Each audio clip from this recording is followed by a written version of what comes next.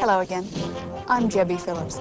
In this series of interviews we're doing with the cast of 5 Mile Creek, we're getting a lot of insights into the characters that are populating the area, into the actors that are playing the roles. And an actor, Michael Caton, is with us now, talking, in fact, about Paddy Malone. Now, Paddy could really be described, I think, fairly, Michael, as the real character in 5 Mile Creek. Does he strike you the same way? Well, no, not really, Jebby. I've just thought of him as a character. He seems to be such a sort of vibrant, and there almost seems to be a touch of the magic about Paddy sometimes, I think. Well, we try for that, Jebby. We try for that. Yeah, Paddy's an interesting character, I suppose, because he's not black and he's not white. There's times when you hate Paddy and he's obstreperous and gives everyone a bad time, and there's other times where he's warm and he's great with the kids and he'll come through in the emergency. And I think characters that play both sides of that line are always interesting characters to play. Are they more difficult to play because of that shading, or are they more realistic? I don't think so, because, well, Paddy's a long way away from me, and I think on my behalf anyway, the further the character is away from me, the happier I am, because you can be more extravagant, more over the top. And when you're playing comedy relief to Rod Mulliner, you have to be over the top. Well, speaking of things that are far from you, obviously Paddy doesn't sound a great deal like you either, does he? What did you have to do to really give yourself that touch of the Irish? Well, apart from a childhood spent with the nuns, the good Irish Sisters of Mercy, I sort of studied it a bit, and I went to the Gaelic Club, which is Irish for Irish. And was that for a serious evening of study? It was a very serious evening, filled with Irish music and beer. And I concluded my research at about midnight, at which time they carried me out towards the cab, and I had a great insight into the Irish and to County Cork, where that accent comes from. Well, when you did the accent, is it hard to sort of get a right level? Was it easy at first to maybe overdo it? You've been talking to someone, Debbie. Well, it was very interesting. We sat down, we had the first reading, and I had this speech, and I was talking about one of the characters, and I went into my big speech. I thought, this is my big moment here.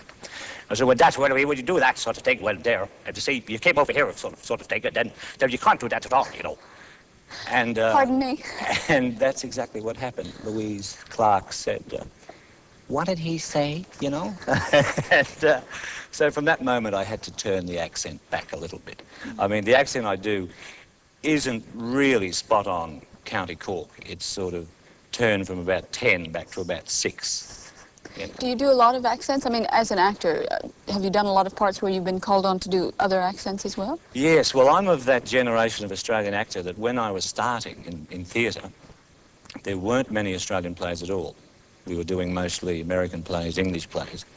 And as a result of that, you really had to come to grips with those accents. And it's an interesting thing about the Australian accent, that it's very hard for an Englishman or an American to do an Australian accent. But it seems with an Australian accent, it's much easier to go the other way, you know, to go towards an English accent or an American accent. Let's hear a bit of your British accent. My British accent? Well, it's actually British accent. You know, the thing is, your vowels are terribly rounded. And when I was in London, and I was thinking, well, what could I possibly do? Is there a future for me in the theatre? Yeah. And so if you came on with an Australian accent, no one wanted to know about you, say. You're from the colonies and to be frowned and sneered at and called Bruce. So I had to put on a false accent, you see.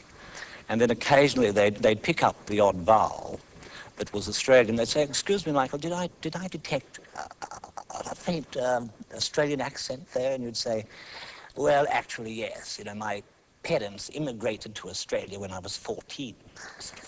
So.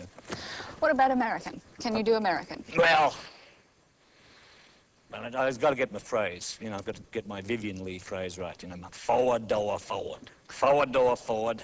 All right, Jebby, I'm locked in there now. Got my forward door forward.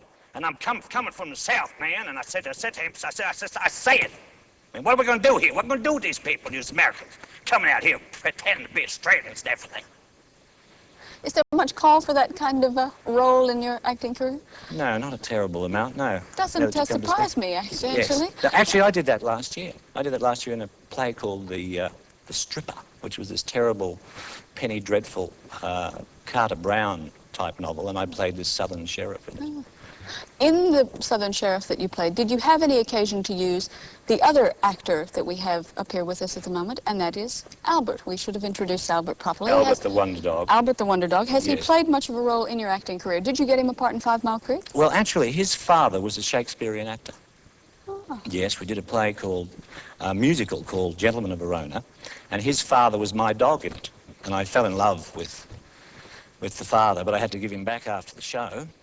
And so I bought his son, and he's been with me ever since. And then about 6 or 7 years ago, we did a series here called The Sullivans, which I think was seen for a moment in some parts of the States. And LB ended up with a part in that. Ah, but he's not in 5 Mile Creek. No, he is between engagements now, and he is waiting for the fabulously well-paid dog food commercial. Do you really feel as if you have any special affinity with animals, or was that something that you purely adopted for the part? Well, I had to train Albie from a pup. I mean, I've had him since he was a month old, and he's about 10 now. And I've got to, you know, I hadn't had a lot to do with horses, a little bit, probably more than the average actor had, and that's been coming along. We did a beautiful scene last night with the sick horse, where we were all gathered round, sort of ministering and trying to get the horse back on its feet. And then we did another lovely scene with the baby kangaroo, the Joey, which was just sweet. I mean, this is a wallaby. This is a wallaby. This is not a kangaroo. That's a wallaby. A wallaby is sort of a small kangaroo. But the Joey was, I thought to myself, it was hanging in it from a pouch in front of me. And the camera was there shooting me and the Joey. And the Joey was doing all the right things, was licking my finger and being totally adorable. And I thought to myself, here I am in this scene with this Joey and 4 children, and who is going to be looking at me, really? You're hoping your mother will even keep watching. Yes, the words of W.C. Fields sort of echoing in my ears. Yeah. You're talking about this sort of warm scene where Paddy is with the children and the kangaroo. Yes. In fact, do you like Paddy as a character? Oh, yes, yes. Paddy is... there's a lot about Paddy that you don't know in the series, because when we start off, there's a Bible that gives you the whole background of your character from the year dot, the year naught. And so Paddy really had transported to Australia as a convict at, say, 13 or 14 into some of the hellholes of penal colonies that they had here at the time. And he survived that, and he kept his humanity intact. And I mean, he might be a bit of a grump at times, but his heart is good. He did more than survive, really. He sort of triumphed, didn't he? And as a person. I don't know if I'd call it an absolute triumph. Tinged a bit, is it? Well, Michael, thank you for talking to us about your role and about Paddy. Before we go, we might see whether Albert has anything. Do you think he'd have anything that he would like to say before we finish the interview? Well, he might like to say something to his friends in America. Albie, would you like to say something? Go on, speak up. That's... And with that fond farewell from Albert, let's take a look at what's happening next on 5 Mile Creek. On the next episode of 5 Mile Creek, there's trouble along the Australian outback as 2 strangers try to hold up the express and shoot Con in the process. And Maggie is surprised when her husband suddenly shows up. Hello, Maggie.